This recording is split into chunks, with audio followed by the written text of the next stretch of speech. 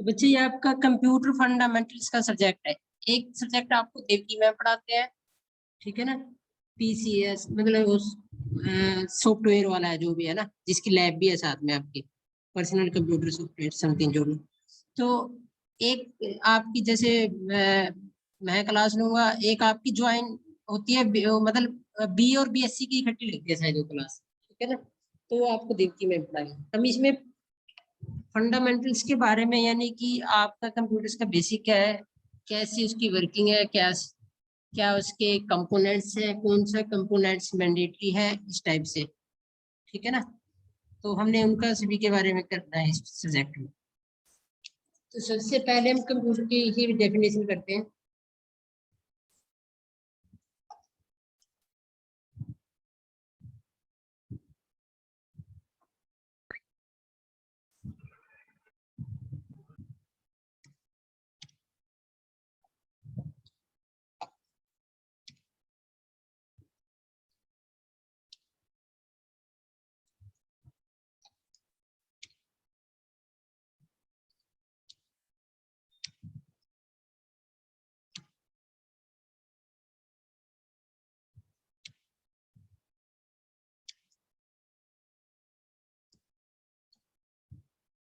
अगर हम कंप्यूटर की फुल फॉर्म की बात करें तो ये होता है इसका, कॉमनली ऑपरेटेड मशीन पर्टिकुलर या particularly used for trade, education and research, ठीक है ना।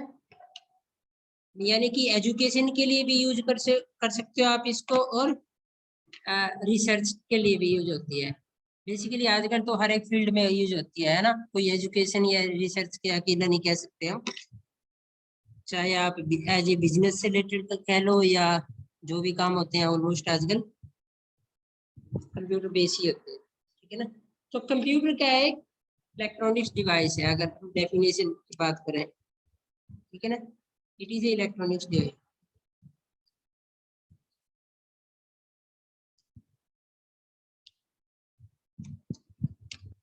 ठीक है ना। इलेक्ट्रॉनिक्स का डिवाइस है, और आप इसको मशीन भी कह सकते हो। दोनों वर्ड हम कंप्यूटर के लिए यूज करते हैं। जो जनरली हम टेक्निकल की बात करें तो या आप उसको डिवाइस बोलो या मशीन बोलो, ठीक है ना। जिसका यूज हम मतलब जो क्या काम कर सकता है अलग अलग वे में, ठीक है ना। जैसे कि अरिथमेटिक ऑपरेशन, अरिथमेटिक ऑपरेशन कौन से होते हैं?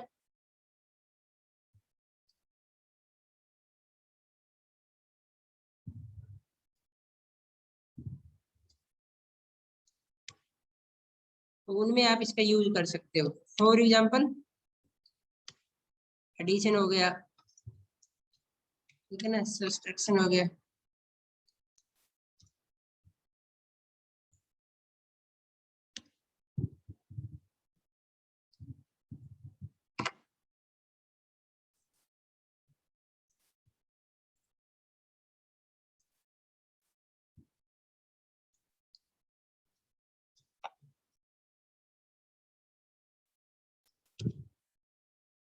डिवीजन भी कह सकते हैं आप साथ में। तो कोई भी कंप्यूटर का काम हम एक अरिथमेटिक ऑपरेशन के लिए यूज कर सकते हैं। जैसे आप दूसरी लैंग्वेज में पढ़ोगे, जब आपके पास लैंग्वेज आएगी तो उसमें क्या है, जब आप कोई कोड लिखते हो तो उस पे प्रोसेसिंग की जाती है, ठीक है ना, अलग अलग वे में। तो वहां पर इसके लिए वर्ड होता है कि आपने कौन सा ऑपरेटर यूज किया है, ठीक है ना। तो वहां पर भी आपका अरिथमेटिक ऑपरेटर आते हैं, जैसे ऐड करना, है ना, डिलीट ओ सॉरी मल्टीप्लाई करना, सब्सट्रैक्ट करना एक वैल्यू को दूसरी वैल्यू से। तो उसके लिए आप अपना कंप्यूटर का यूज कर सकते हो। और लॉजिकली ऑपरेशन के लिए भी हम कह सकते हैं इसका यूज होता है, ठीक है ना। लॉजिकली ऑपरेशन कौन से होते हैं? जैसे आपने डाटा पे कोई प्रोसेस किया है, ठीक है ना, फॉर एग्जांपल कंपेयर करने हैं, वो क्या है, आपका लॉजिकली प्रोसेस है, ठीक है ना। जब हम कंपेयर करते हैं ना, तो वो एक लॉजिकली है कि हम कंपेयर कर रहे हैं। तो कंपैरिजन में ऐसा भी हो सकता है, कोई value a equal to b भी हो सकती है। हाँ जी बच्चे, हेलो, हाँ जी बोलो, ठीक है ना। a ग्रेटर देन b हो सकता है, b से लेस देन भी हो सकता है, इक्वल भी हो सकता है। तो कोई सा भी मतलब कंपैरिजन हो सकता है, किसी भी वे में हो सकता है। तो वो आपका लॉजिकल ऑपरेशन है कि हम दो वैल्यू को कंपेयर कर रहे हैं, किसके बेस पे? वो यूज होता है बच्चे साइन के बेस पे। जैसे मैंने ये साइन यूज किया तो इसका मतलब है कि वो इक्वल है। कंप्यूटर में दो डबल यूज होते हैं, ठीक है ना, ऐसे करके। मतलब जब आप अलग अलग लैंग्वेज पढ़ोगे तो अलग अलग लैंग्वेज में हर एक में अलग मेथड होता है लिखने का, ठीक है ना, लॉजिकल ऑपरेटर का, ठीक है ना। जैसे ये क्या हो गया अब, लेस इक्वल और ग्रेटर देन हो गया। जैसे मैंने यहाँ बी लिखा, यहाँ ए लिखा, तो बी या तो ग्रेटर देन है या इक्वल है ए के, तो ये भी एक प्रोसेस है। तो कंप्यूटर में जो आपने सेट ऑफ इंस्ट्रक्शन लिखा होगा, कोई प्रोग्राम लिखा होगा या सिंपल वर्ड में यूज किया होगा कोई डाटा या एक्सेल में, तो वो आपको जो वैल्यू आप पास करोगे ना ए और बी की, उसके बेस पर आउटपुट देगा, ठीक है ना। कि आपने जो वैल्यू पास की है, ए अगर 10 है और बी भी 10 है, तो ये कह सकते हैं कि दोनों इक्वल है। जब बी 11 हो जाएगा तो बी की वैल्यू ग्रेटर देन हो जाएगी, है ना। तो डिपेंड करता है कि आपने जो इनपुट दिया है। देखो क्या होता है कि कंप्यूटर का काम है, आप उसको इनपुट दोगे, वो उस पर प्रोसेसिंग करेगा और वो आपको आउटपुट देगा, ठीक है ना। इसको हम ऐसे भी लिख सकते हैं, इसका कंप्यूटर का जो एक आपके पास आगे डायग्राम भी आता है, आपने उसको इनपुट दी, उसने उस पर प्रोसेसिंग की और आपको फिर उसने आउटपुट दे दिया, ठीक है ना। तो ये 3 स्टेप्स फॉलो करता है हर एक कंप्यूटर। तो जो आपकी आउटपुट आएगी वो किस पे डिपेंड करेगी? इनपुट पे। कंप्यूटर का काम तो उस पर प्रोसेसिंग करना है। अब जो आउटपुट है उसकी एक्यूरेसी डिपेंड करती है आपकी इनपुट पे। अगर आपने इनपुट ही गलत दी है तो आउटपुट भी ऑटोमेटिकली वही है ना, ऑब्वियस है कि गलत आएगी। उसका तो काम प्रोसेसिंग करना है, तो प्रोसेसिंग करने के बाद वो हमें आउटपुट प्रोवाइड करता है, ठीक है ना। तो ये 3 स्टेप हर एक कंप्यूटर में, हर एक कोई भी प्रोग्राम आप यूज करते हो तो फॉलो किए जाते हैं, ठीक है ना। मतलब कि कुछ काम तो कंप्यूटर इंटरनली करता है जिनका हमें नहीं पता वो कैसे कर रहा है, ठीक है ना। जैसे आप कोई अलग टूल यूज करते हो या एक्सेल वगैरह में यूज करते हो, तो क्या है, प्रोग्राम बना रखे हैं जैसे ऑटो सम का, ठीक है ना, ऑटो एवरेज निकालना, कि ऑटोमेटिकली वहां पर आप क्लिक करोगे तो वो आपको निकाल के दे देगा। अब उसके पीछे क्या लॉजिक लगाया गया है, वो तो जब उस टूल को डेवलप किया गया ना, उन पर डिपेंड करता है कि उन्होंने क्या यूज किया है, ठीक है ना। उन्होंने हर एक वैल्यू को कंसीडर किया है नहीं किया है, फ्लोट वैल्यू को कंसीडर किया है नहीं किया है, डेसिमल को ही कंसीडर किया है, ठीक है। तो क्या है, हमारा कंप्यूटर का एक इलेक्ट्रॉनिक्स डिवाइस है जो हम डिफरेंट प्रोसेस के लिए यूज करते हैं, ठीक है ना। वो हमें क्या यूज प्रोवाइड करता है? अरिथमेटिक ऑपरेशन हम उसके लिए यूज कर सकते हैं, लॉजिकल ऑपरेशन में उसका यूज कर सकते हैं। हम उसको इनपुट देंगे तो वो उस पर प्रोसेसिंग करेगा और हमें आउटपुट प्रोवाइड करेगा। तो ये सिंपल सी डेफिनेशन है इसके बारे में, कंप्यूटर के बारे में।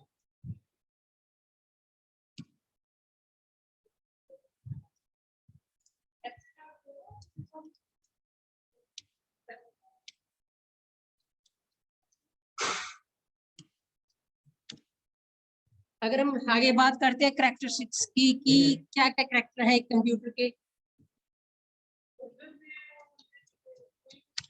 एक्यूरेसी, कंप्यूटर हमेशा एक्यूरेसी ही रिजल्ट हमें देता है, ठीक है ना। जो वो रिजल्ट देता है वो कभी गलत नहीं होता। गलत होने के तरीके हो सकते हैं, ठीक है ना। वो कैसे होएगा? जैसे कि आपने अब जब इनपुट ही गलत दे दिया तो वो आपको गलत ही प्रोवाइड करेगा इन्फॉर्मेशन, ठीक है ना। भाई जब हमारी इनपुट गलत है तो ऑब्वियस है कि आउटपुट भी गलत ही आएगी। तो लेकिन उसकी तरफ से वो एक्यूरेट है, वो एक्यूरेसी के बेस पर ही आपको आउटपुट देगा, ठीक है ना।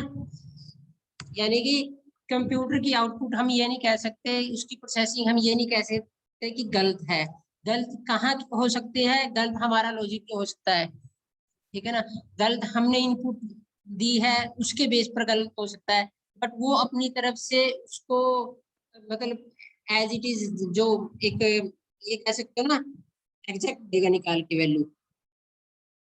तो चांसेस हमारी तरफ से गलती होने के हैं, ना कि कंप्यूटर की तरफ से। स्पीड इसकी बहुत फास्ट होती है, यानी कि ये कोई भी प्रोसेस करता है बहुत फास्ट करता है, ठीक है ना। अगर हम कैलकुलेशन की बात करें तो अब मान लो जैसे हमने एक्सेल की बात की थी, एक्सेल में आपने 1000 एंट्री की हुई है, अब हम 1000 एंट्री को ऐड करेंगे या उसकी एवरेज निकालेंगे तो बहुत टाइम लग जाएगा। उसमें जस्ट सिलेक्ट करने के बाद आपने उस पे जो उसका फॉर्मूला दिया होता है उस पर क्लिक करोगे तो एकदम से ही आपको एक सेकंड में ही आपको उसका सारा आउटपुट दिखाई देगा, ठीक है ना। यानी कि हम कह सकते हैं कि कंप्यूटर की जो प्रोसेसिंग स्पीड होती है वो बहुत फास्ट होती है।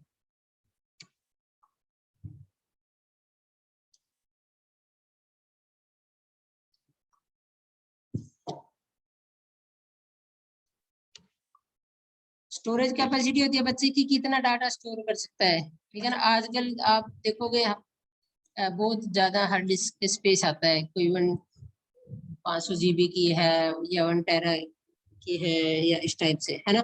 पहले जब इसकी स्टार्टिंग की थी तो ऐसे भी आता था, कोई 1 GB की हार्ड डिस्क के साथ आ गया, कोई 512 MB हार्ड डिस्क के साथ आ गया। तो टाइम के साथ इसकी जो स्टोरेज कैपेसिटी है बहुत ज्यादा बढ़ गई है, ठीक है ना। आप मतलब जैसे अगर एक सर्वर की बात करें तो वहां पर हार्ड डिस्क या स्पेस बहुत ज्यादा यूज किया जाता है, ठीक है ना। ये एक डाटाबेस के लिए, जैसे फॉर एग्जाम्पल अब पंजाब यूनिवर्सिटी की बात करते हैं तो जो वो अपना सर्वर डेवलप करते हैं तो वो बहुत ही मतलब कि एक ज्यादा स्पेस यूज करते हैं उसके लिए, उसको हैंडल करने के लिए, ठीक है ना। क्योंकि इतने स्टूडेंट का एम्प्लॉय का डाटा कहीं पर स्टोर करना तो उसके लिए उनको ज्यादा स्पेस चाहिए, ठीक है ना।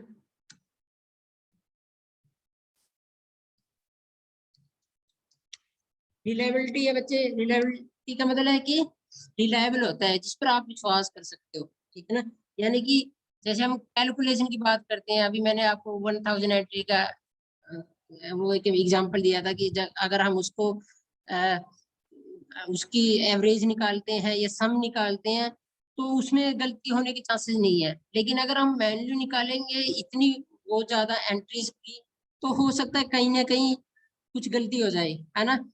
तो उसमें तो क्योंकि एक तरह से प्रोग्राम स्टोर है, आपने इनपुट दी उसने उसके बेस पर आपको आउटपुट दे दिया। तो ये कंप्यूटर की जो हम प्रोसेसिंग कहते हैं ना वो रिलायबल होती है। रिलायबल वो होता है जिस पर आप विश्वास कर सकते हो कि आपको जो आउटपुट दिया गया है वो सही होगा, ठीक है ना। इसमें तो रिलायबिलिटी होती है।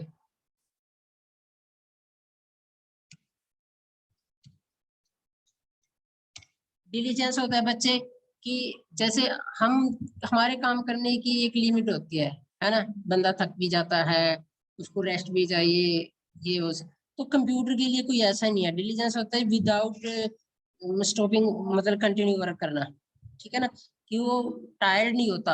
आप उस डिपेंड करता है पर्सन पे यूज करने का, कंप्यूटर तो चलता ही रहता है, ठीक है ना। तो उसको बोलते हैं डिलीजेंस प्रैक्टिस।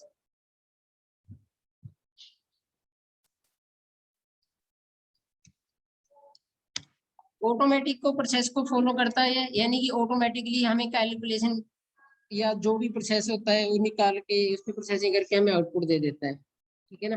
हमें उसको अलग से बताने की जरूरत नहीं पड़ती है, वो उसके अंदर प्रोग्रामिंग की हुई है, ठीक है ना। तो वो ऑटोमेशन को फॉलो करता है कि वो ऑटोमेटिकली हमें आउटपुट प्रोवाइड करेगा।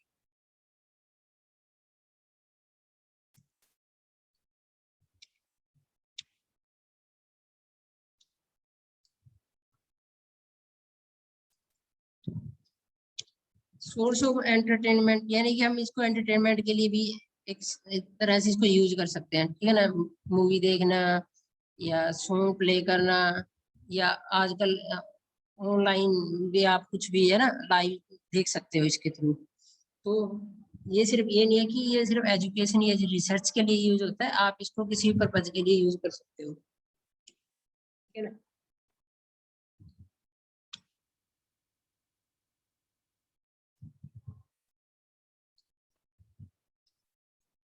कॉस्ट इफेक्टिवनेस, इसमें हमारी कुछ कॉस्ट भी बच जाती है बच्चे। और अगर हम मैन पावर की बात करें तो ये एक कंप्यूटर बहुत से बंदों का काम कर देता है, ठीक है ना। तो पेपर सेविंग होती है जो करनी चाहिए, जो जरूरी है ना आज की कंडीशन को देखते हुए। तो उसमें भी अगर हम उस कॉस्ट के रिगार्डिंग में बात की जाए तो वो भी हमारी कॉस्ट बच जाती है, ठीक है, क्योंकि इसमें आप अपना काम एज ए मतलब यूज कर सकते हो, उसको अपना डाटा को स्टोर कर सकते हो और इन फ्यूचर डायरेक्टली कभी भी एक्सेस कर सकते हो। जरूरी नहीं है आपके आपने उसकी आउटपुट ली है ना, पेपर पे आउटपुट लेने की जरूरत नहीं है, आप उसको डायरेक्टली भी यूज कर सकते हो। कभी भी अपना जैसे आपने ये फाइल बनाई है तो अगर हम इसको सेव कर लेंगे, चाहे आप इसको 2 दिन बाद ओपन करो या 10 दिन बाद या 1 ईयर बाद, ये ऐसी स्टोर रहती है, ठीक है ना। ये दूसरा ऑप्शन है कि आप इसका प्रिंट आउट लो, हार्ड कॉपी लो, फिर उसको यूज कर सकते हैं। तो इसमें क्या है कि जरूरी नहीं है कि आपने इसकी हार्ड कॉपी बनानी है या जो आपकी फाइल है, ठीक है ना। तो ये सेविंग होती है एक तरह से, बट इसकी ये भी कह सकते हो नो इंटेलिजेंस। वो कैसे? जब तक आप इसको बताओगे नहीं ये काम नहीं करेगा, इसको नहीं पता कि इसने क्या काम करना है, ठीक है ना। ऐसा भी हो सकता है ना कि आपने अपने हिसाब से मतलब हम अपने हिसाब से प्रोग्रामिंग करते हैं या हमें अपने हिसाब से आउटपुट चाहिए या जो भी है, तो ये तो नहीं है ना कि आप इसके सामने बैठ गए और इसने आपके अकॉर्डिंग काम करना शुरू कर दिया। तो उस तरह की इंटेलिजेंस भी नहीं है इसके अंदर कि आपने आपकी रिक्वायरमेंट के अकॉर्डिंग ये काम करना शुरू कर दे, ठीक है ना। तो ये क्या है, इसकी कैरेक्टरिस्टिक्स है कि ये इसमें क्या खास बात है, इसका क्यों यूज होता है, ये कौन सी प्रॉपर्टी को सपोर्ट करता है। हेल्थ की प्रॉब्लम जरूर आती है इससे, ठीक है ना, कि अगर हम बहुत ज्यादा यूज करते हैं कंप्यूटर को या आजकल स्मार्टफोन यूज करते हैं तो कहीं ना कहीं हमारी आईज पे या किसी न किसी को कोई ना कोई हेल्थ की प्रॉब्लम होती है। तो ये मिले जुले पॉइंट बता सकते हैं हम एक कंप्यूटर के बारे में। हाँ जी बच्चों, समझ में आ रहा है या मैं ऐसे ही बोल रहा हूँ? यस सर, आ रहा है समझ। है ना, ये बेसिक ही है, इनमें कोई मान लो आप ये भी नहीं कह सकते कि कोई टेक्निकल अभी हमने ऐसी कोई बातें की है, ये जनरल बातें हैं, ऑलमोस्ट आपने कहीं ना कहीं पढ़ी भी होंगी और हमें थोड़ा आइडिया भी होता है इनके बारे में।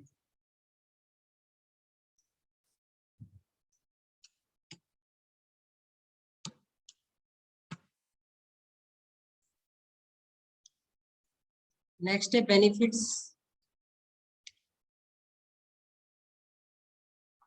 And limitations. पहले हम बेनिफिट की बात करते हैं।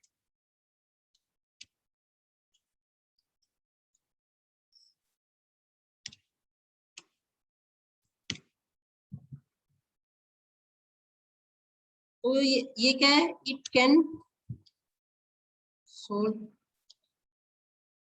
Complex calculation. अब क्या होता है, कंप्यूटर कितनी जल्दी भी कोई भी कॉम्प्लेक्स टाइप बहुत ज्यादा कॉम्प्लेक्स है उसकी भी कैलकुलेशन हमें प्रोवाइड कर देता है, आउटपुट दे देता है, ठीक है ना। जैसे मैंने अभी आपको 1000 एंट्री का एग्जांपल बताया था, या आपने कोई इंटरेस्ट की वैल्यू निकालनी है या जो भी है ना, अलग अलग टूल्स पे अलग अलग फैसिलिटी है। जैसे आप किसी बैंक में जाओ तो आप आपके लास्ट 5 ईयर के बारे में कैसी भी इंफॉर्मेशन लेना चाहो तो वो आपको निकाल के दे देते हैं। अब वो मैन्युअली थोड़ी ना निकालते हैं, ठीक है ना। उनका जो टूल्स यूज किया जाता है उसके लिए तो वो उसमें एंट्री करते हैं जस्ट आपके नेम की और आपका अकाउंट नंबर की, तो कौन सी पॉलिसी आपके अकाउंट पे चल रही है, कितना आपको इंटरेस्ट मिल रहा है, हर एक अकाउंट पे अलग अलग टाइप का इंटरेस्ट मिलता है ना। तो वो उसके बेस पर आपको कैलकुलेट करके दे देता है। अगर एक पर्सन को उसको मैन्युअली किया जाए तो उसको में बहुत टाइम लग जाएगा, ठीक है ना। हमें तो हर एक मंथ की निकालनी पड़ेगी या ईयर के हिसाब से जो भी कैलकुलेशन करनी है वो निकालनी पड़ेगी, और कहीं ना कहीं क्या पता चांसेस है वो कि बंदा से गलती भी हो जाए। उसमें तो क्या है, जस्ट वो तो अपने डाटाबेस से उस वैल्यू को उठाता है जो आपके अकाउंट में अमाउंट है और उसके बेस पर आपको कैलकुलेशन निकाल के दे देता है, ठीक है ना।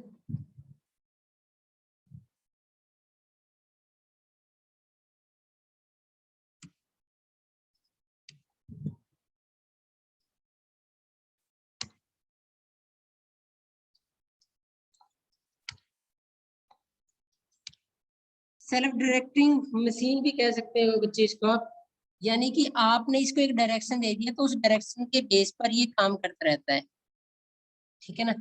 मतलब कि आपने क्या डायरेक्शन दी उस डायरेक्शन को वो फॉलो करता है और उसके बेस पर आपको आउटपुट दे देता है, ठीक है ना।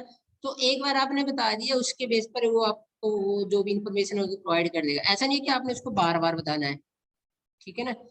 तो इनपुट आप एक बार दोगे, वो उस पर प्रोसेसिंग करेगा, उसको पता चल गया कि आपकी इनपुट क्या है और उसके अकॉर्डिंग आपको आउटपुट क्या चाहिए, यानी कि आपकी इनपुट के अकॉर्डिंग ही आपकी आउटपुट आएगी।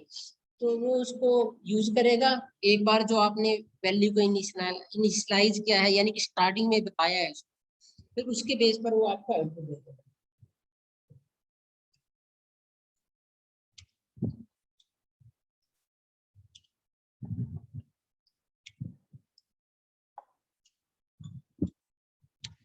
देखो दो वर्ड लिखे मैंने यहाँ, एक सेव और एक रिट्रीव करना। सेव होता है बच्चे, आपने अपना काम किया, उसको सेव कर दिया, ठीक है ना, अपने कंप्यूटर में के हार्ड डिस्क के किसी भी पार्ट में। आजकल दूसरे ऑप्शन भी आने लगे हैं, जैसे गूगल ड्राइव पे भी आप सेव कर सकते हैं अपना डाटा। एक वर्ड है रिट्रीव करना, रिट्रीव्स, यानी कि उसको दोबारा से एक्सेस करना। यानी कि जैसे ये फाइल अभी हमने वर्ड की बनाई है, इसको हमने सेव कर दिया, तो एज इट इज हम अगले लेक्चर में यूज कर सकते हैं। तो जब हम उसको यूज करेंगे तो हम उसको रिट्रीव कर रहे हैं उस फाइल से, उस डाटा को, ठीक है ना। तो कंप्यूटर में हम डाटा को सेव भी कर सकते हैं, उसको रिट्रीव भी कर सकते हैं, ठीक है ना। तो दोनों काम हम इसमें कर सकते हैं एज पर आवर रिक्वायरमेंट। जो आपको नीड है, आपको डाटा सेव करना है तो आप सेव कर लो। आपको 2 दिन 10 दिन बाद जब उसको चेक करना है, एक्सेस करना है, तो वो आपको एक तरह से रिट्रीव हो जाता है। रिट्रीव मतलब देखना, उसको दोबारा से देखना, दोबारा से उसको एक्सेस करना, ठीक है ना। तो ये इसको सपोर्ट करता है।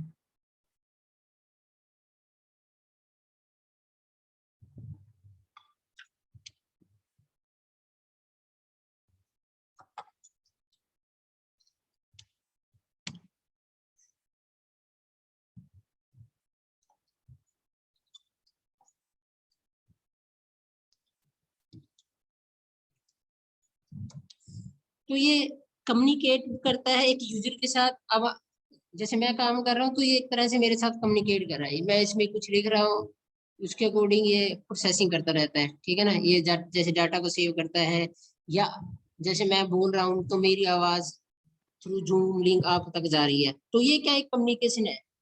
और दूसरी मशीन के साथ भी कर सकता है। जैसे फॉर एग्जाम्पल हम नेटवर्किंग की बात करते हैं, नेटवर्किंग में आप डाटा को एक कंप्यूटर से दूसरे कंप्यूटर पे एक्सेस कर सकते हो, एक्सेस मीन यूज कर सकते हो। या एक एक लैब के अंदर सिर्फ एक प्रिंटर लगा है, तो आप एक प्रिंटर का ही सभी कंप्यूटर के लिए यूज कर सकते हो। देखा होगा ना आपने, हम किसी ऑफिस में जाते हैं तो एक प्रिंटर एक यूज होता है, तो सभी लोग वहीं से अपने कंप्यूटर से कमांड देते हैं प्रिंट की, और जो प्रिंटर होता है वो उस पे वहां पर प्रिंट आउट हो जाता है। यानी कि उन्होंने कम्युनिकेट किया हुआ है एक, यानी कि एक जो प्रिंटर है वो सबके साथ कम्युनिकेट कर रहा है, अलग अलग डिवाइसेस के साथ, अलग अलग मशीन, कंप्यूटर कह सकते हो, है ना। तो ये इसका बेनिफिट है कि हम इसके साथ कम्युनिकेट कर सकते हैं। कम्युनिकेट मीन कि हम उसके साथ कैसे भी इनपुट दे सकते हैं, उससे आउटपुट ले सकते हैं, या दूसरी मशीन के साथ वो डाटा को सेंड कर सकते हैं, रिसीव कर सकते हैं, है ना।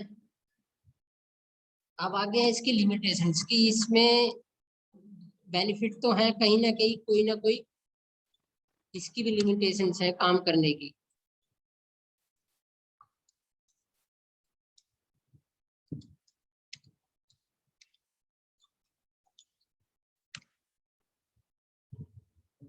एक लिमिटेशन मैंने आपको यहाँ बताई थी कि इसमें कोई इंटेलिजेंस ही नहीं होती, ठीक है ना। पहली ही आप ये कह सकते हो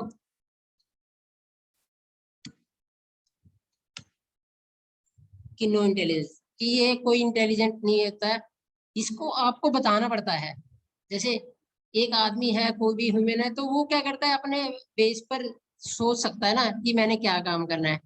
बट कंप्यूटर को बताना पड़ेगा, हाँ, बताने के बाद वो एक्यूरेसी में रिजल्ट देता है, इसमें नो डाउट, ठीक है। बट हमें उसको एक तरह से डायरेक्ट करना पड़ता है, सेट ऑफ इंस्ट्रक्शन बोलते हैं जो उसको प्रोवाइड किए जाते हैं कि उसने कैसे काम करना है। तो इसके अंदर ऐसी कोई इंटेलिजेंस ही नहीं होती, तो वो हमें बताना पड़ता है। दूसरा है जैसे ये, हम शॉर्ट में लिख देता हूँ मैं सभी, मतलब हर एक पॉइंट को ज्यादा लंबा लिखने की जरूरत नहीं है।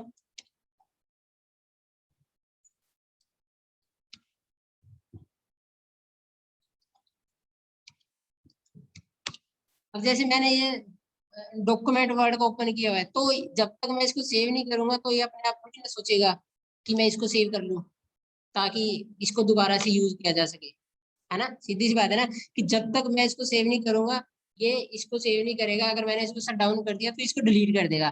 तो ये डिलीट, क्योंकि वो तो इसका प्रोसेस है डिलीट करना, जब तक आप उसको सेव नहीं करते तो इसकी अपनी खुद की थिंकिंग नहीं होती। हर वे में आपको इसको बताना पड़ता है कि आपने जो काम किया है वो उसका आउटपुट इसको कैसे देना है। अब ये क्या कर सकता है, it can't correct invalid output.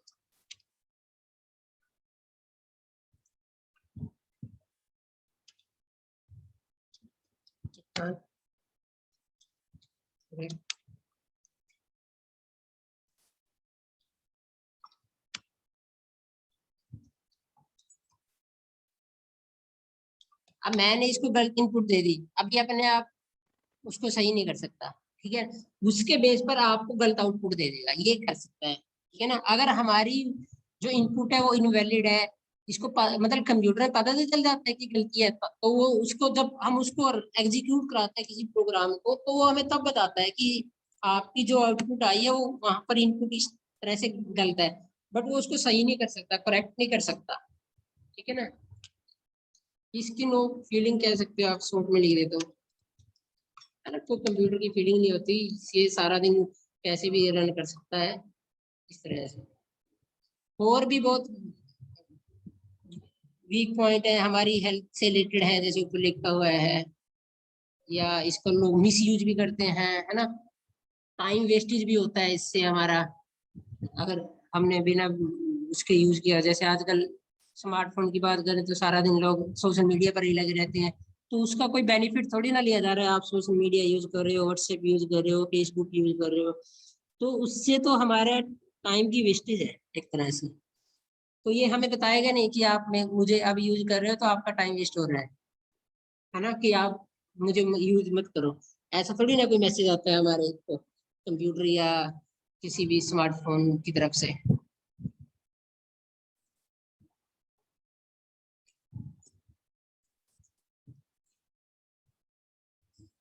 बच्चों ये क्लास है ना सिर्फ बीएससी के बच्चों के लिए है।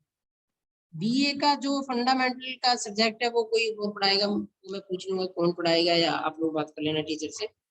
तो बीए वाले बच्चों को ज्वाइन नहीं करना, इसमें एक दो बच्चे हैं अभी।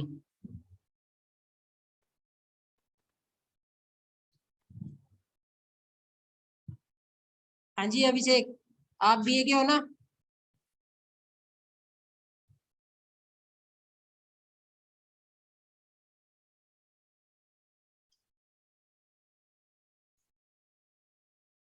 पलक आप बीए के हो या बीएससी के हो। Sir BSc. बीएससी के, ठीक है। हाँ जी, हाँ जी। तो ये आज जो मैंने पढ़ा है बेसिक से पॉइंट्स थे, कोई प्रॉब्लम हो तो पूछ लो आप, नहीं लेक्चर फिर बंद कर।